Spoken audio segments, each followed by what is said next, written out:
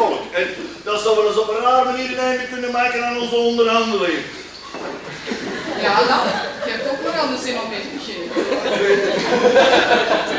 Enfin, bon, ik laat er geen gras over vloeien, Geronte. Ik zal persoonlijk instaan voor de verwijdering van dat obstakel.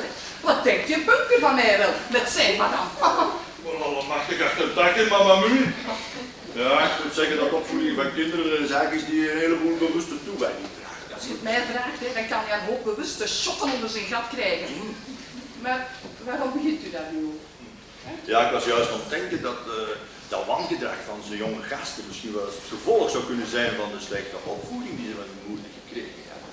En wat wilt u daar nu doen? Wat ik daar wilde zeggen? Ja.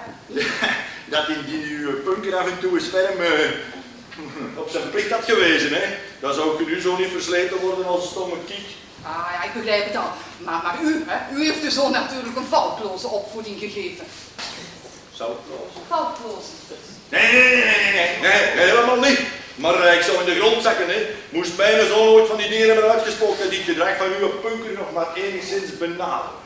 En wat, hè, als die van u, door zijn vader zo goed opgevoede zoon, zich nu eens in nog grotere nesten had gewerkt dan die van mij? Hè? Zonde, waar wilt u naartoe? Waar ik naartoe wil, signor Geronte, is dat mensen met balken in hun ogen niet op de splinters van iemand anders moeten gaan zitten. En als ze met stenen willen gooien, dat ze dan eerst de rolluiken van de porseleinenwinkel naar beneden moeten laten. Wel, ik ben niet zo goed in raadseltjes. Wel, dan zoekt u maar iemand die ze voor u kan oplossen. Ja.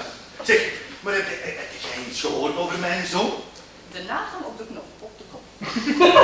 Uw Scapino heeft er me net over verteld. Ja, in mijn woede heb ik de details gemist, maar ik kan u verzekeren dat op dit moment heel Napels en omstreken...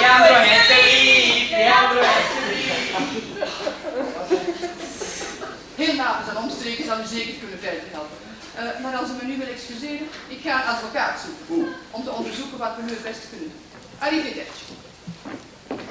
Arrivederci. Dat kan nu zijn, hè. Nog een groter nesten als die van Aasek. Zo trouwens onder de toestemming van uw ouders. Dat is toch wel het grootste nest waar dat je terecht kunt komen. Mensen. Ah, wat papa! Ah, ik ben zo blij om je terug te zien. Zeg jij al op zijn geweest? Nee, Wacht dan eens 5 minuten en het al medisch, hè? Maar vader, ik mag je toch wel zo'n helzen zeggen? helemaal niet, nee. Maar vader, ik mag je toch later welkom heten? Ja, absoluut. Omdat dat zo in het script staat. Maar ik heb nu nog wel een eigen pen. Maar mag ik dat wel zijn? Kom eens hier. Maar vader, zeg. Kom eens hier. En kijk eens in mijn ogen. Kijk eens in mijn ogen. En die. Oké. Wat is er hier gaande, mannetje? Gaande. Wat heb jij uitgestoken terwijl dat ik weg was? Heb jij gewild dat ik uitstak, vader? Het gaat er niet over wat ik uitgestoken heb, maar over wat dat jij uitgestoken hebt. Ah, uitgestoken. Oh, ik denk niet dat ik iets verkeerd gedaan heb waarover u zich zorgen hoeft te maken, vader. Ja, zeker? Ja, zeker. Helemaal niks? Nee, ik sta recht in mijn schoenen. Scapino, hè, manneke, die denkt daar heel anders op. Scapino. Ah, hij begint al te bloot. En wat heeft hij dan gezegd over mij? Scapino, ja. Uw knechtje. Ja. Die heeft er waarschijnlijk weer opgestoken om allebei stomme stoten uit te halen, terwijl ik weg was. Nee, schone lijfwacht is dat, ja. De Scapino. Ja, dat ziet de plaats niet om erover te beginnen. De mensen kijken. Roep het maar op. Roep het maar op. En we gaan dat thuis wel een keer regelen. Dan denk je ja. En als ik erachter kom, dat je de naam van de Gerontes door slijk hebt gehouden, zou u mijn beste dag niet zijn. Je moet niet denken dat je mijn deur nog moet platlopen, hè. Scapino, hè. Mijn deur, hè, is al plat genoeg, hè. Ha! Scapino, hè. Hoe kan hem een zo verraden? Hij heeft reden genoeg om mij geheimen voor zich te houden. Gaat hem dat zijn raad aan mijn vader vertellen. Godverdomme. Wat gaat hem als stukken scheuren, hè. En aan de vissen voeren. Ah! Hij is Scapino, maar ik weet niet hoe dat ik het geflikt heb, maar ik ben de dankbaar jongen. De goal waar die een goede buiten naar mij stuurde. Ah! Dat is hij, stuk verraden. Ik zal ongelooflijk blij u terug te zien. Monsieur oplichter.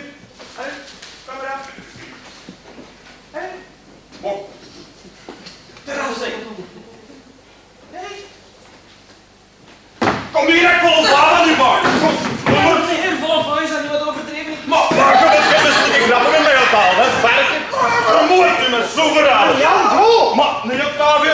Hou me niet tegen. Maar meneer! Wilt je nu staan beluisteren? Ik kan het weten, toch, Leandro?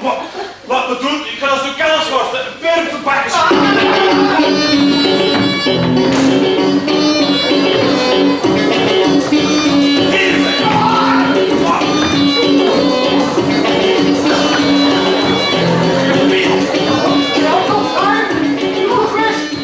Maar meneer, wat heb ik gedaan? Wat heb je gedaan, hè? Zeg, moet je nu staan beluisteren, Leandro? Maar, Neil Tafel heeft me verraden bij mijn eigen vader.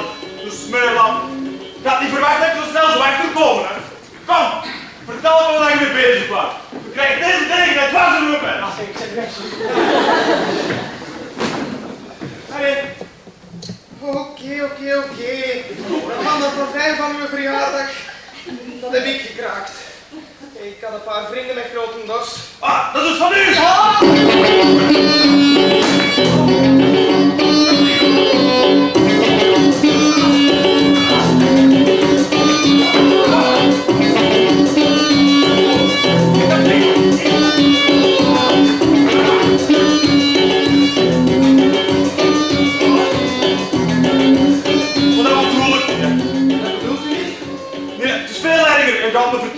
Gaan wijn drinken met Sint-Piet.